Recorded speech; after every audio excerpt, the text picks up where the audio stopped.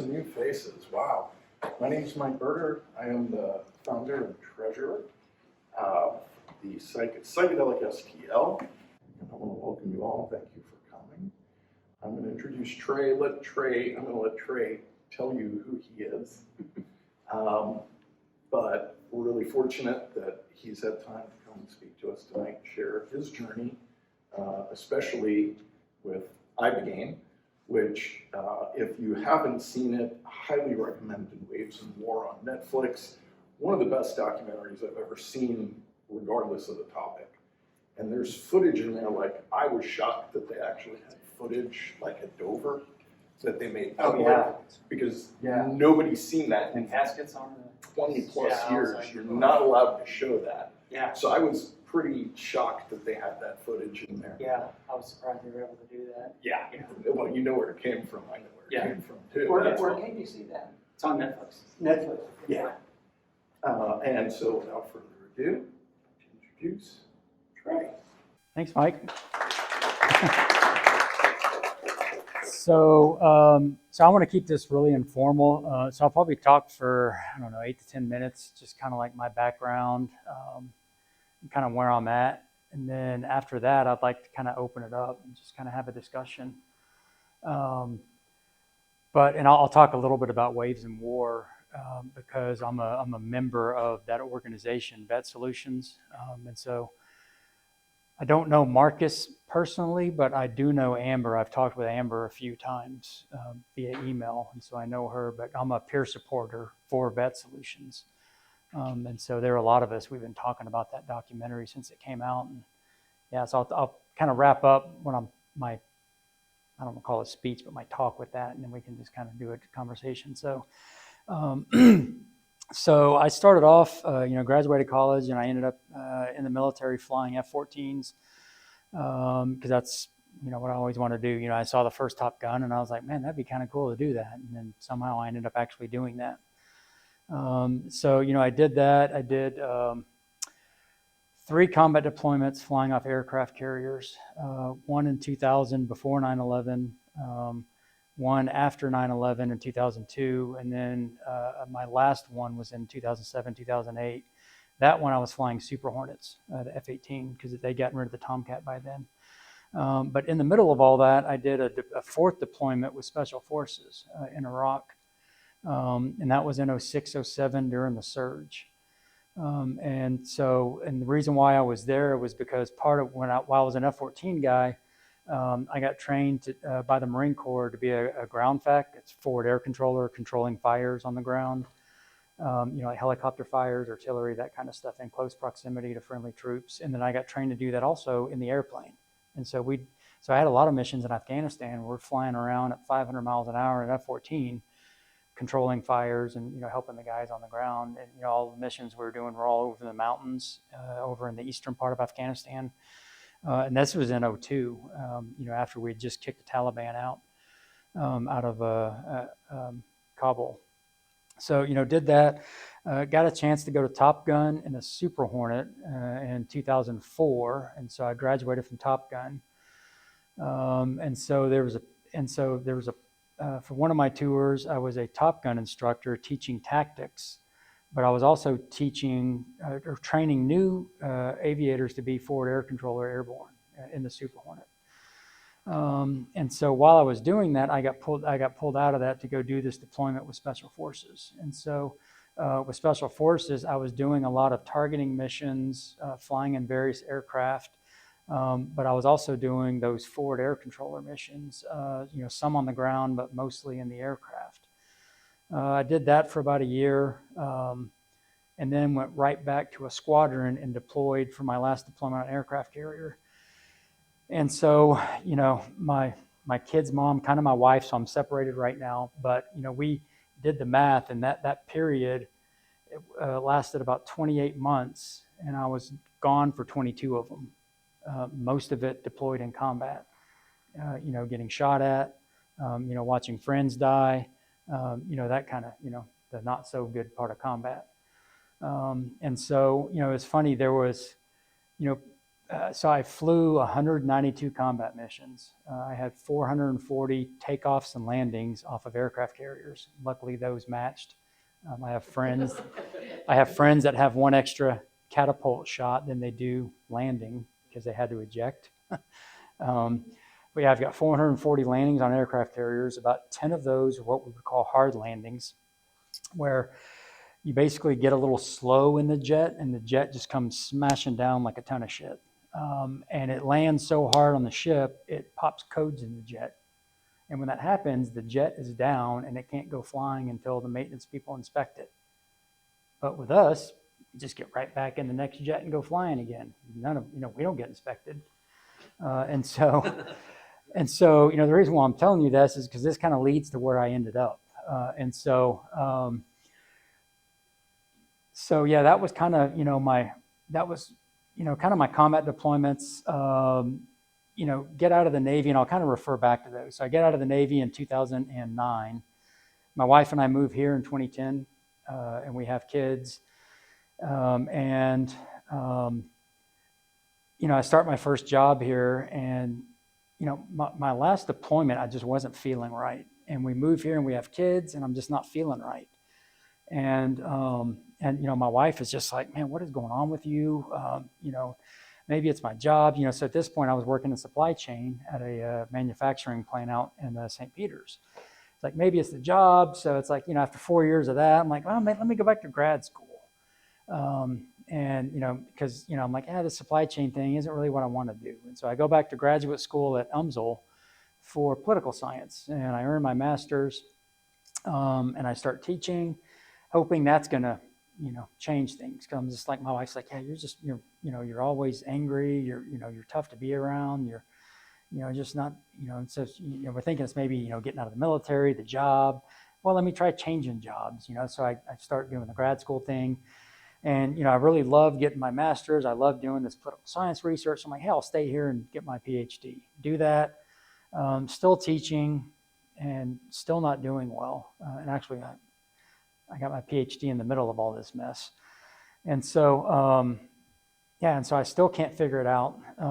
And my dad passes in 2018. And I think that is kind of what I say, broke the dam open. And right after that, like my PTS symptoms just, it was like I was holding it down, and it just came out. And so I was, I eventually had started sleeping down in the basement because I was, like in the middle of my sleep, I'd get violent in bed. I roll over and I'd punch the bed, and I'd punch my wife sometimes, and, having nightmares. And so I started sleeping in the basement, and I ended up sleeping in the closet, because that was the only place I was comfortable. I'd wake up at 3 a.m. crying in the closet, when I was in like the worst stages of PTS. I go to the VA because that's what, us veterans do, right? We go to the VA, and the VA does what the VA does. They put you on all kinds of meds and, have you come to somebody's office once a week and sit there and just talk to them. Well, that didn't do anything for me. And after almost 2 years of the meds, by this point, I'd gone to home base in Boston, Massachusetts, trying to get help. I'm doing equine therapy, trying to get help. My wife is coming out. We're doing couples equine therapy. And that was the first time I was suicidal. And I was on 200 milligrams of sertraline, which is about the max they'll give you, 100 milligrams of trazodone for my sleep, 3 milligrams of prazosin, which is for something else, but one of the side effects is drowsiness. So it helps you with sleep for nightmares. And then they were starting to put me on all kinds of medications for the side effects I was having from those. So I was taking, 6 or 8 pills a day, and that was pretty small from some veterans I know. And so, that was the first time I was suicidal. And luckily, I had 3 therapists at the time. And one of the guys, a good friend of mine now, he was a therapist at the vet center out at Scott Air Force Base. And I remember I was leaving the equine therapy, and the therapist there, I think, knew something like I wasn't right that day, and calls this guy, and this guy calls me, and basically I'm like, yeah, I'm on my way home to get my gun. He gets me to go out to the Air Force Base with him, and I spend all day out there at the Air Force Base with him. And I do that the next day as well, because I don't know if you guys remember suicidality, but there's always a period, like an intense acute period. And so it's like, if we can just get through that. And so he was able to help me through that, but I still wasn't any better. And so at that point, I'm like, all right, the pills suck, they're not working, I need to get off this. And so I talked to my psychiatrist at the VA, and I said, she wants to get me on something else, some other SSRI or an SSNI. And I'm like, yeah, no, I'm done. Just get me off the pills. So she weans me off of the SSR, off of the sertraline, and I think it was 6 weeks. And so, mind you, I was on 200 milligrams for 2 years. And she weans me off of that in 6 weeks. I ended up with really awful SSRI withdrawal syndrome that I don't know if the medical community has yet recognized that. But if you haven't heard of it, I was getting really bad brain zaps where literally it feels like somebody's putting an electric cable, like a 240 cable up to my head, and just constant brain zaps. And my skin felt like it was on fire. Like I literally felt like I was walking around on fire the whole time. And I'd go stand in my cold shower for an hour just to get some relief from my skin being on fire feeling. And this was like August of 2022. And this was the second time I was suicidal. And this was the first time I told my wife, and so she's like, all right, I need to go change the lock or the code to the gun safe. You need to call the VA crisis line. So I do that. And at the same time, I'm talking to my therapist, Larry Shapiro. And I don't know if you guys know Larry, I know Mike does, but, we're talking about, hey, I maybe need to do some psychedelics. And so I end up meeting through another veteran through this vets group at Scott Air Force Base that my buddy's running. I end up getting in touch with a group that's doing ayahuasca ceremonies in an undisclosed location here in the U.S. And so I ended up going out there and doing 2 ceremonies of ayahuasca with this group. Didn't really have any integration.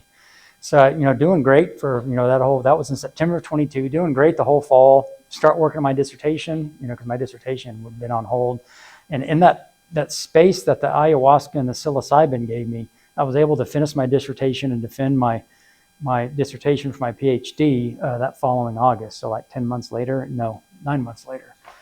But I was going downhill again. And I think it was last November. I was bad, drinking 3 bottles of wine a night. That's bottles, not glasses, bottles of wine a night, really violent. Getting in arguments with my wife, throwing stuff around the house. And this is my wife at this point of 27 years. So she had been through all the combat deployments. She'd been through everything. And she was just like, I can't do this anymore. And, I remember my wife and I got in this awful fight. And I remember looking over at my kids who were in high school now. They were in 8th grade at the time. They're hugging each other, just like, oh my God, because mom and dad are face to face screaming at each other. And I remember seeing that, and, I'm wasted. I get in my car and go drive somewhere and sleep in my car somewhere that night. And my wife's just like, you need to move out of the house. Like, I can't do this. And that's when my 3rd period of suicidality started. And I was suicidal, not every day, but, when they mention there are periods, this was the worst period for me because I went through from November to February 18th, because that was the day I did Ibogaine. I was basically going through those little micro periods of suicidality every other day, maybe. And so I basically had 4 months of a struggle just trying to stay here on this planet. And that was the hardest 4 months of my life. I start talking. There was a period where I stopped talking to Larry because I'm like, oh, I'm doing better. I'm healed off of ayahuasca. It's the magic pill. And so I stopped talking to Larry, my therapist, and my wife didn't realize I'd stopped. And so immediately after that, I call him again, and he understands he immediately knows where I'm at. He's like, shit, this isn't good. And so he ends up finding out about this neurologist who's starting to do research on, he's been doing research on Navy SEALs that have brain injuries, but they're micro tears at the cellular and like neurologic level, not neurological, but cellular level, from chute openings, blasts, that kind of thing. And He actually ended up, and so I'm working with him now, but he ends up talking to a friend of mine who was the CEO of Top Gun at the time, and is talking to him about all the things that naval aviators go through, the slamming down on aircraft carriers. The gun that we carry in the airplane, we sit on top of it, and it's the length of this table, and it fires around. Actually, it's about this long, and it fires around that's about this big. It's a 20 millimeter round. And when that thing goes off, I mean, your eyeballs rattle, and you gotta like shake the cobwebs out when you're done. And so I started talking to this neurologist, and he's like, yeah, I've been doing this research on SEALs for a couple of years now. And he's like, I'm just starting to look at you guys. And he's like, my hypothesis is that every single hard landing, every single G you pull, every time you shoot the gun, those are concussive episodes that are causing micro tears in your brain. And one or two, your brain can reroute around it. But you do it enough times and your brain can't. And basically, he said, you're like an NFL player on your way to CTE. Is kind of, what I'm seeing at. And so, he tells me this in December of this past year. And I'm like, so you're telling me I'm not only dealing with, oh, and by the way, I forgot to mention this, I had a TBI in 2002 also. And so the military, their idea of brain injury is you have a TBI, the effects are worse right after that, and then you get better. And so I'm telling the VA doctors about all these symptoms I'm having. I'm starting to forget, I'm starting to forget how to drive to the grocery store. My hands are tremoring. I'm starting to get these weird, neurological issues. And I'm like, and the VA is just like, it's not from your TBI. That's just your PTS. And I'm like, they just keep writing everything off to my PTS. And I'm like, I don't think that's it. And so I'm talking to this neurologist, and he's like, yeah, I think this is what's going on. I'm like, shit, so I'm dealing with brain injuries too. I'm like, that makes sense. And so my therapist, Larry's like, you really need to go to Mexico to go do Ibogaine. I think that's going to help. There's this study that just came out from Stanford. And I've got this study. Do you know the study I'm talking about from Stanford? It was a study by Dr. Nolan Smith. And he basically did a study with 30 Special Forces guys from Vet Solutions. They went down to AMBIO and did Ibogaine. And before they went down, he did EEGs and different types of MRIs on their brain to kind of see, hey, what does your brain look like? And, some of these guys had hematomas and, some pretty bad, brain damage that was showing up on these scans. And so he did all that of them before. They did interviews. He collected a lot of qualitative and quantitative data. And then he's like, okay, you're going to go to AMBIO, do Ibogaine, and then come back, and we're going to do the same scans, do the exact same interviews, and we're going to see where you're at now. And huge improvements just from one session of Ibogaine. And so the study is really good. My therapist sent me the study. I read it. I'm like, I need to go to AMBIO. And so I ended up, I was able to get on with Vet Solutions and get down to AMBIO on February 17th. I had to pay my own way. Was the fastest way for me to get down there. So I had to call my friends and family up and ask them for money because I couldn't afford the $4,000 it cost to go down. But I went down to AMBIO, and AMBIO, do you guys want to hear how AMBIO does the Ibogaine 5-MeO protocol? Okay. Sure. So has anybody in here done Ibogaine before? Nobody has. All right. Has everybody heard of Ibogaine? Okay. Yeah. All right. Yeah. So I haven't done peyote. I'm hoping to do that. I'm hoping to go up to the Sioux Nation in July for their festival that they do. It's the Sundance Festival, and I'm hoping to do peyote up there for that. There's a lot of veterans are starting to make their way up there for that. But, I've done ayahuasca, I've done psilocybin, and I'd never done Ibogaine or 5-MeO till I went down to AMBIO. Are they related? No, not at all. No, totally different, no.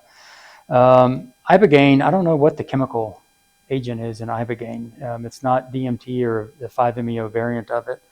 Ibogaine comes from, it's the second layer of root bark from a tree/shrub that's indigenous to Gabon in kind of Western Africa. And so there are there are tribes in Gabon that have this 3-day ceremony, kind of a rite of passage they do, where they go scrape the second layer of root bark of the iboga tree, and then they just eat the root bark. The root bark has, I think, 12 different alkalis in it. One of them is ibogaine, and that's the psychedelic one, but they've got other alkalis in them. And so that's kind of where ibogaine comes from. There's a lot of people that are basically, they isolate the ibogaine out of the root bark, and then they make these pills out of it. And so the two places, actually every place I know, there's 4 places I know of that are kind of what I would call respectable in Mexico that do ibogaine. Ibogaine is kind of like this new, I don't know, new therapeutic drug. We're like, thank God for capitalism. There are fly-by-night places popping up in Mexico. And so, like, if anybody's looking at that, you really have to be careful on where you're looking at in Mexico, because every mom and pop are doing ibogaine treatments now. And I've read like accounts from people that did that and ended up in the hospital. And so, if you're not familiar with ibogaine, it's the only psychedelic that actually has some physiological risk to it. If you take too much ibogaine, it will lower your blood pressure, and you can end up in cardiac arrest. People have ended up in the hospital on cardiac arrest because they took too much ibogaine, and it drops their heart rate. And so when you get down to AMBIO, before I went, I had to send them an EKG and blood work of my liver and kidney. Because when you go down there, the first thing you do is you pee in a cup to make sure there's some things that are counteractive with ibogaine that you cannot be on when you go down there. So you got to pee in a cup. They test that to make sure you're not on these things. But there are some things you can be on that's like it's okay, which is kind of strange to me. But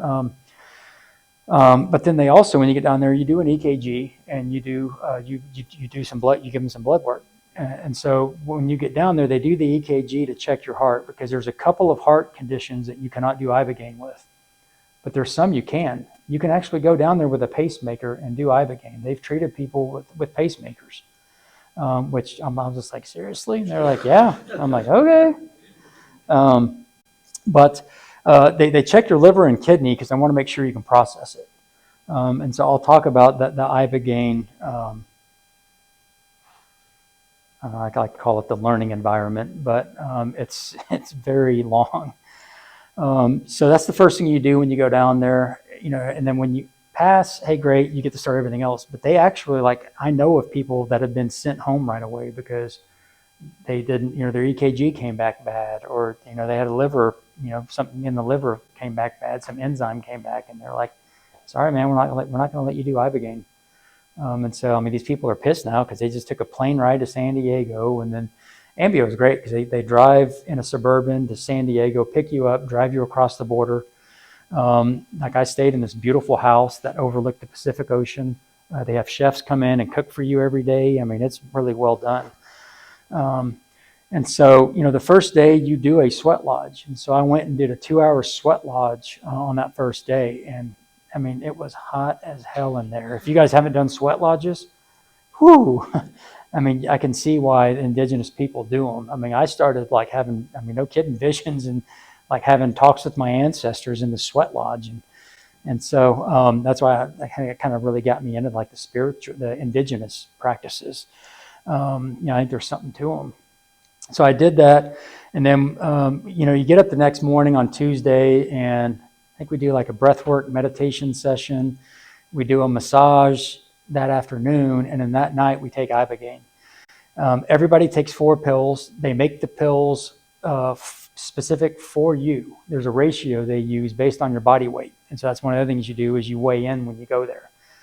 And so actually I almost took, they have these pills in cups, and they're given to you by a nurse. Oh, I forgot to mention too the medical side of this. So at AMBIO, there's always a nurse in the house. 24/7. They're constantly taking your blood pressure to the extent it drove me nuts. But on that Monday night, you get a PICC line in your arm, and it's an IV line that goes into your vein, and they pump IVs into you, and I'll explain why when I talk about. So you guys probably understand. I'm not a big fan of. I will with 5-MeO talk about it a little bit, but I don't like sharing my psychedelic experiences because they're all unique to each person.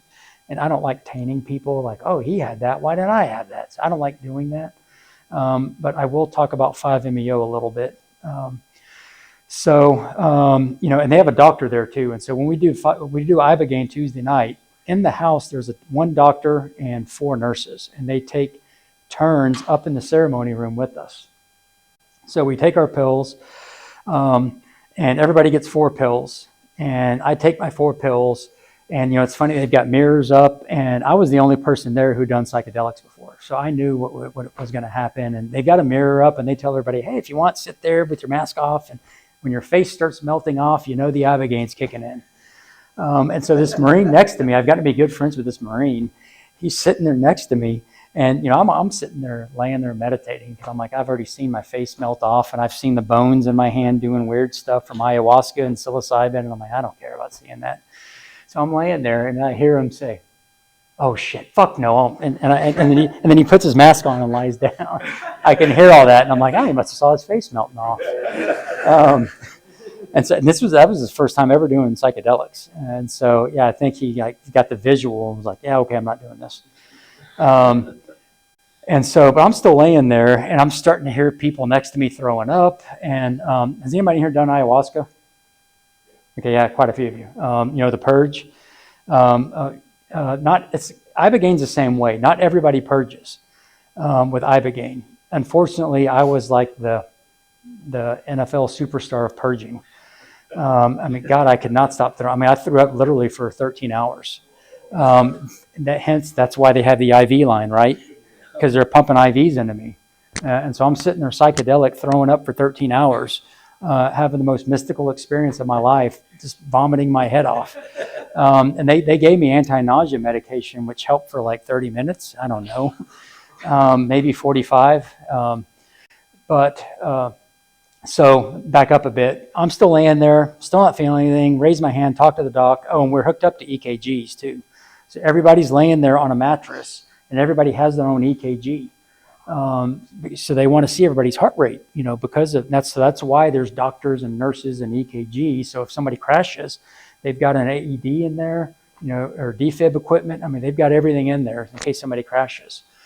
And so, I'm like, hey, I think I'm probably, I don't know, I'm just guessing. So nobody has watches.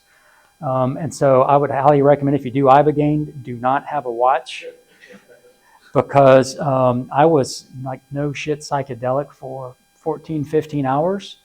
And then there's another introspective period after that, which it was another 13-ish for me. And that introspective period was harder on me than the psychedelic period was.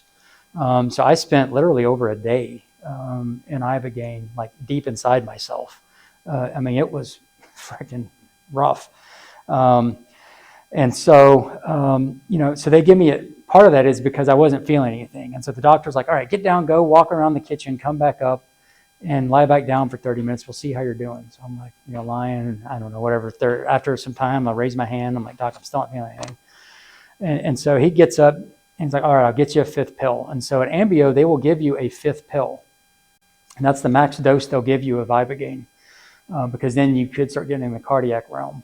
And so I'm the only idiot that took a 5th pill of the whole group. And so the 5th pill doesn't make the experience any more intense, it just prolongs it.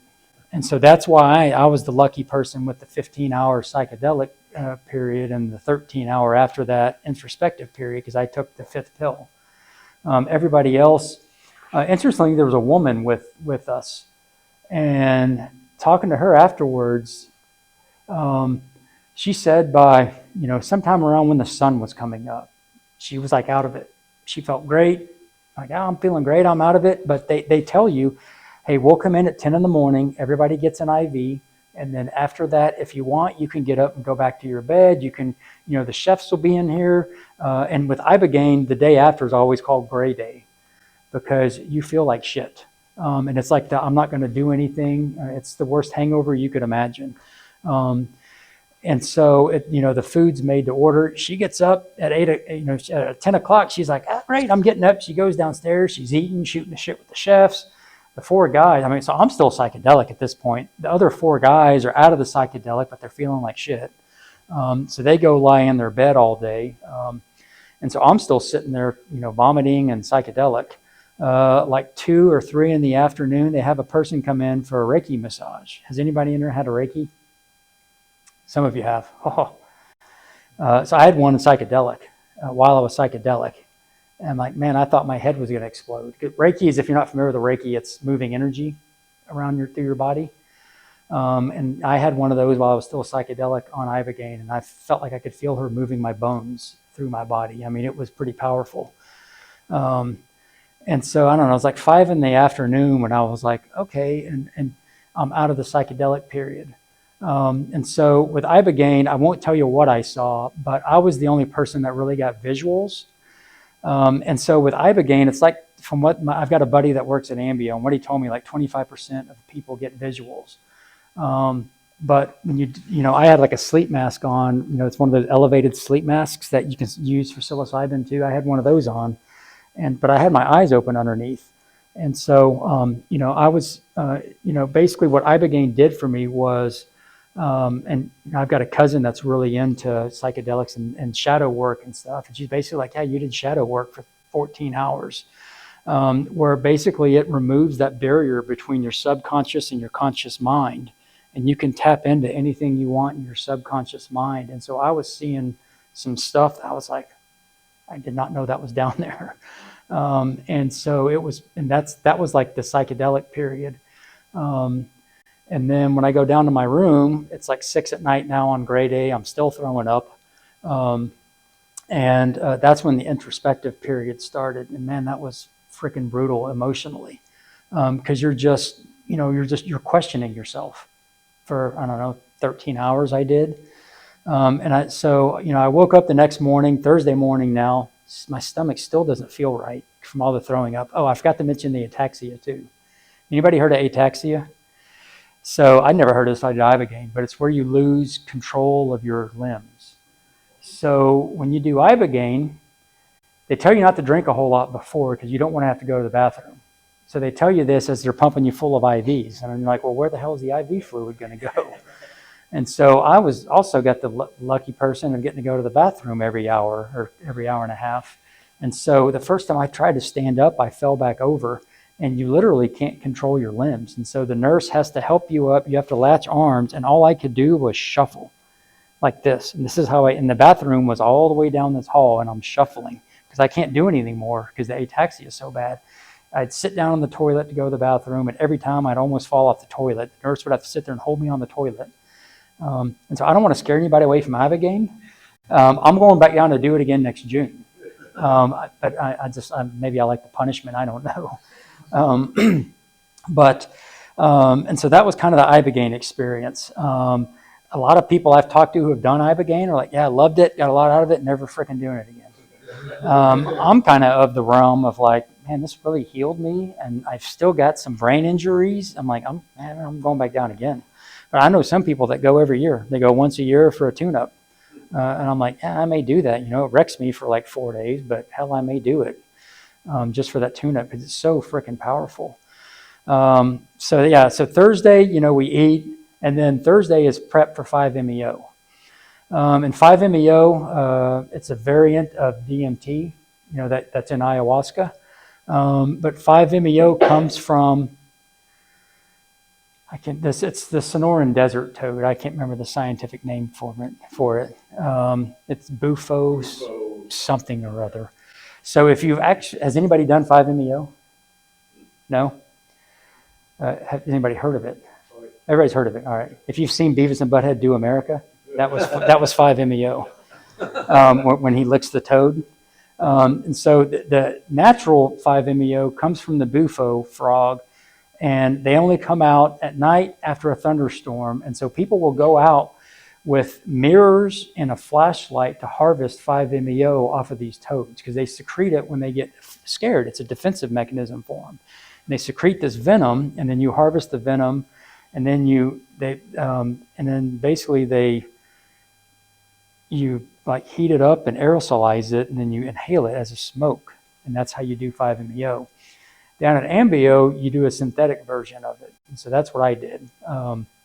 But yeah, there are hardcore 5-MeO people that are like, I'm only doing the bufo, and I'm like, Now, the issue I have with that is like, who knows what these desert toads are eating? And man, you're inhaling all that junk from their venom. And I'm like, But 5-MeO, it's the fastest acting psychedelic. I mean, it is quick. I think the longest I've heard of anybody was like 45 minutes. I was more of like 20. But 5-MeO, you have to be careful. There's kind of a sweet spot of how much you want to take. People have taken too much and you end up in this weird place. You got to be careful with it. And so Ambio's figured out like, hey, this is a sweet spot. Here's how much you take. And I remember seeing it in the little vial. It's a real tiny amount. But the way you take it is you heat that little tiny amount up, and like in this, it's like this weird fibrous element. It's weird. You heat it up, and you do like this breathing to really kind of get all the oxygen and everything out of your lungs. And then they throw this in, and then as they're heating this up, they're counting down, the person administering it, and you have to you have to take classes to learn how to administer it because you can screw it up. So as they're heating it up, you can see it aerosolizing in the vial, and it's in this little like an e-cigarette kind of a thing. And you're sitting there, you're like breathing, kind of increasing your breathing, and then you're like, and then you exhale, and they give you the vial, and you inhale, and then you lie back as you inhale. And you're trying to get all of this into your lungs. And so I did that the first time. I screwed up the inhale, and it's weird because like with 5-MeO, I remember he told us like, hey, if you want to do this again, you're not going to be able to speak. When you do 5-MeO, you can't speak while you're under it. It's weird. Like with ayahuasca and psilocybin and Ibogaine, you can still talk and everything. 5-MeO, you can't. It's weird. And so he said, you're not going to be able to talk. If you want to do it again, just do this with your hands. And so I was like, okay. And so I'm sitting there lying there, and I know immediately I screw it up. And so I had a hard time even getting my hands to do this. And so I'm like doing this, and he's like, he was actually a buddy I flew F14s with, and he's like, Ragged. He's like, dude, you're still in it, just relax. And I'm like, no, I want to do it again. And so he's like, all right, just give it some time. You can still hear and stuff. And so, so I do it again, and 5-MeO, if I were to compare like the four, I always say natural, then I always forget about peyote and mescaline. But like of those four natural psychedelics I've done, 5-MeO is kind of the icing on the cake. And it's the hardest thing I've done, but if you can like fully give up like all of your fears and everything, you can experience complete ego dissolution and ego death. And that's what I experienced under 5-MeO. And it was super powerful. And, I don't want to go any more into my experience, but that was the hardest thing I've ever done, is to try to reach down and just give up. You essentially have to give in and give up your conscious self. And I've done like all kinds of reading on this. I'm doing meditation now. I've talked to my meditation instructor who studied with, Buddhist monks, and he's read the translation of the Tibetan Book of the Dead. And he's like, yeah, basically what you experienced was like a dress rehearsal for death. And I'm like, wow, no shit. I'm like, okay. And so, yeah, basically it's like that first stage of death, if you fight it, you're going to struggle. But, but like with 5-MeO, if you can fully let go, you can experience complete ego dissolution. And man, it was super powerful. And so coming out of that now, Mike and I were talking earlier about integration. I think, so between ayahuasca and Ibogaine, I was doing psilocybin, but I wasn't integrating it very well. And I think that really is what put me in that bad place again. After Ibogaine, I was like, all right, I'm committing to this whole integration thing. And so, now I do traumatic release exercise. It's trauma or tension release exercise. I don't know if has anybody heard of that? You have? Have you done it? Yeah, it's powerful, isn't it? So the whole idea behind it is that, when we're kids and we get frightened by something, we shake, right? We tremor, and that's how we release our fear. Well, if you've read Bessel van der Kolk's book, we store everything in our body. And the whole idea behind TRE is, let's go back to that 3-year-old state where we tremor, and you basically get your body to tremor again by doing a series of kind of yoga poses. And I've gotten to the point now where I've trained my body where I just lay down, and I lay down and do one quick stretch, and my entire body starts tremoring. and I just sit there for 20 minutes and tremor.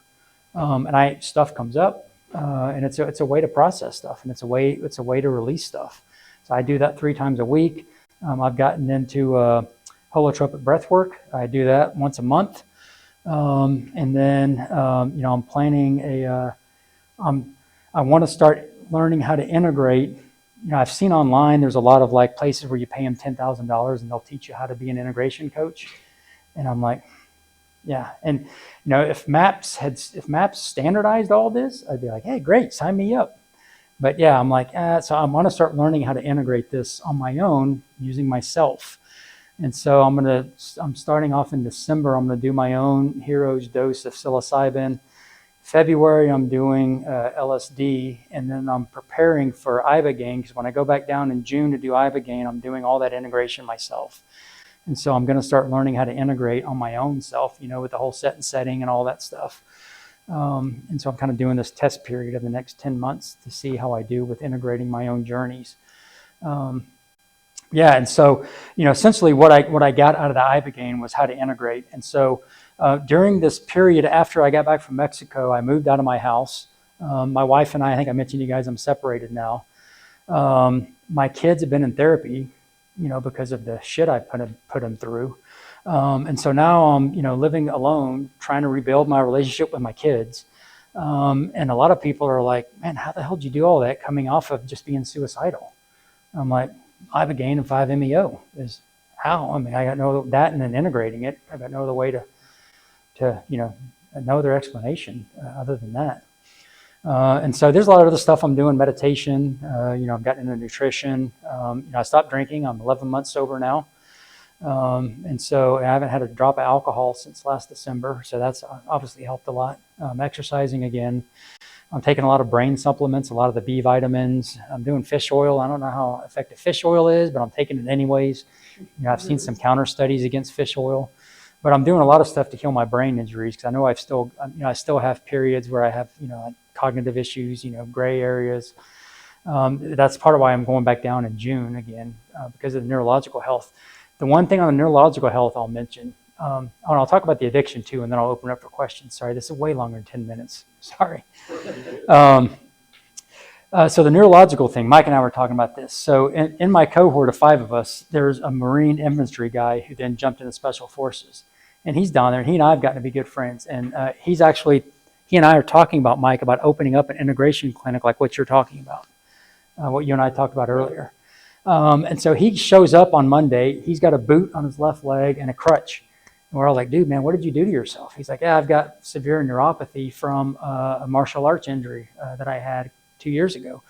I've had all kinds of surgeries, and nothing nobody can do. So he's just popping painkillers for it, and he's hobbling around on this crutch and a boot. Thursday evening, after we do 5-MeO, we did 5-MeO that afternoon. Thursday evening, he's walking around the house in nothing but a sock, and we're all like, dude, where is your boot at? He's like, I don't need it anymore. We're all like, you got to be kidding me. And he's like, yeah. He's like, Ibogaine did something that I don't need a boot now. He's like, my foot was feeling better yesterday, but I wasn't sure. But he's like, today, I'm like, well, let me try it. He's like, I'm fine.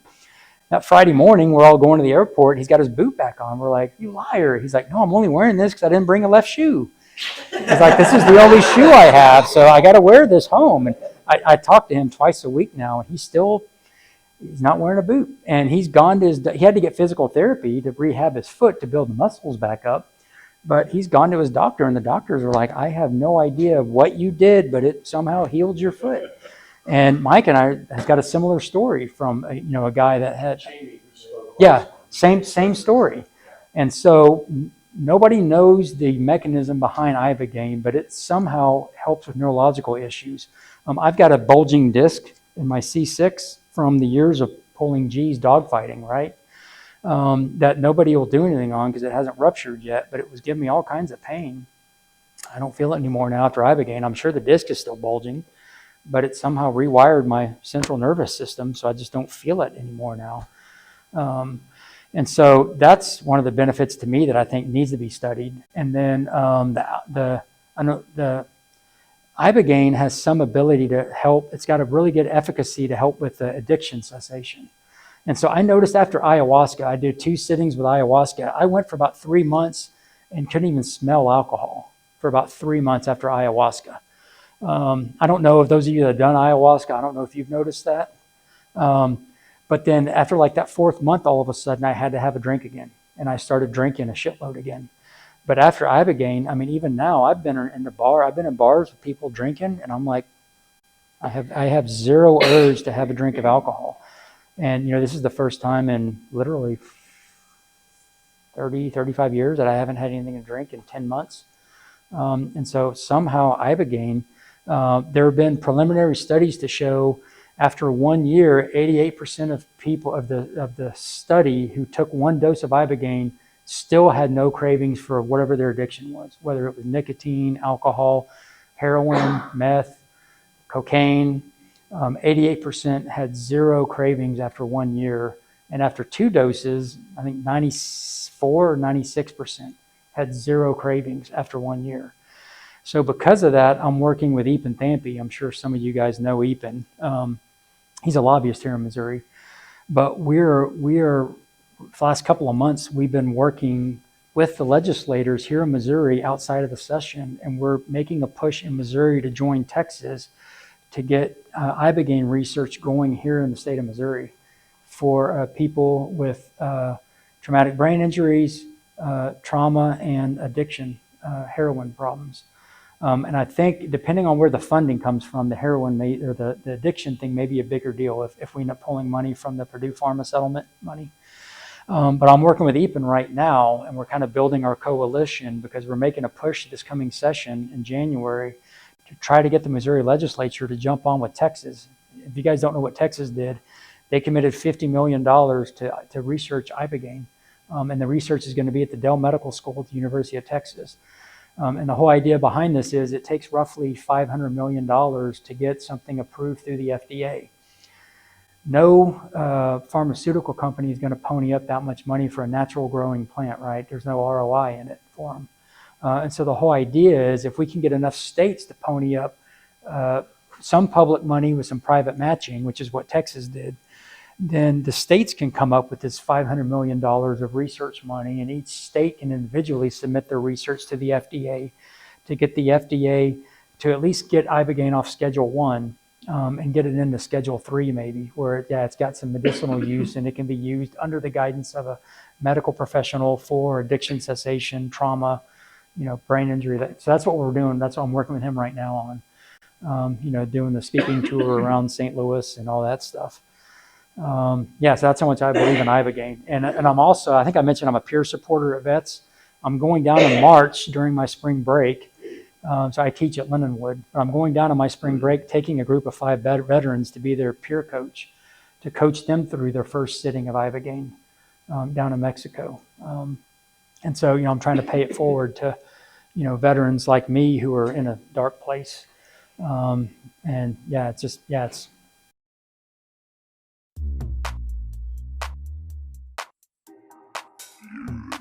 Hi, my name is Alyssa Weinrich.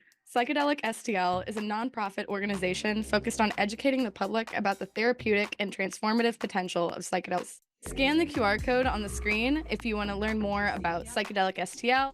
We host a variety of different events, from talks about research, policy, to social events like hangouts, potlucks, movie screenings. If you want to learn more about Psychedelic STL, you can check out our website at psychedelicstl.org or scan the QR code and sign up for our newsletter, and you'll get the monthly info right to your email.